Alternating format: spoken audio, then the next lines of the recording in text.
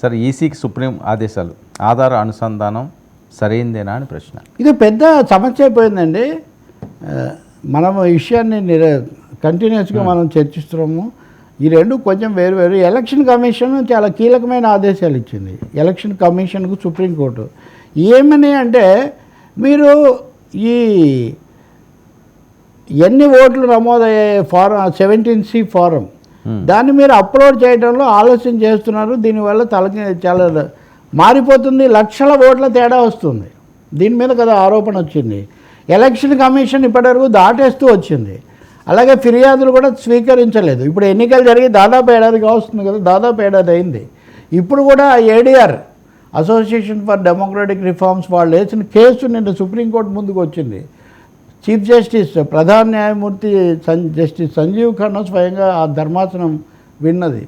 వాళ్ళు ఏమన్నారంటే, మీరు ఈ విషయంలో ఏదో ఒక ఏర్పాటు చేయాలి, వాళ్ళకు పూర్తి వివరాలు ఇవ్వాలి. ఫిర్యాదులు వచ్చినప్పుడు కూడా విచారించే అవకాశం లేకపోతే ఎట్లా అంటే, ఇప్పటి వరకు ఈ అంశాన్ని దాటేస్తూ వచ్చిన ఎన్నికల కమిషన్ వాళ్ళ ఆదేశం వచ్చి మేము సిద్ధంగా ఉన్నామని చెప్పారు. ఆశ్చర్యంగా సిద్ధంగా ఉన్నామంటే అసలు ఇంత చర్చ జరిగేది కాదు కదా. మీరు సిద్ధంగా ఉన్నామని అంటున్నారు కాబట్టి 10 రోజుల్లో పరిష్కారం చేయండి అని చెప్పింది సుప్రీంకోర్టు. ఓకే, అంటే ఈ నమోదులో తేడా దాన్ని 10 రోజుల్లో పరిష్కారం చేయండి అని చెప్పింది. కానీ రెండోది కీలకమైనది ఆధార్ కార్డు.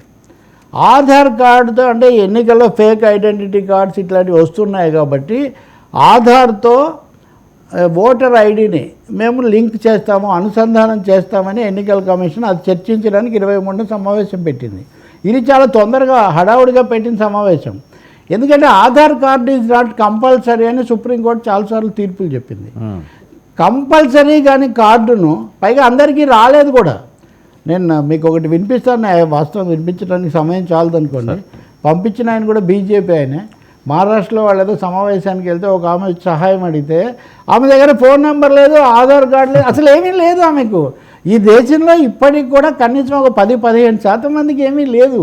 మీరు ఆధార్ కార్డుతో ఓటర్ ఐడిని లింక్ చేస్తే గనక మస్ట్ అయిపోతుంది ఆధార్ కార్డు.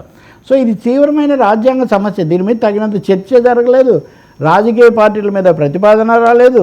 అలాంటప్పుడు ఎందుకు తీసుకుంటుంది ఎలక్షన్ కమిషను, దీంట్లో ఉద్దేశం ఏంటన్న ప్రశ్న కూడా రాబోతుంది.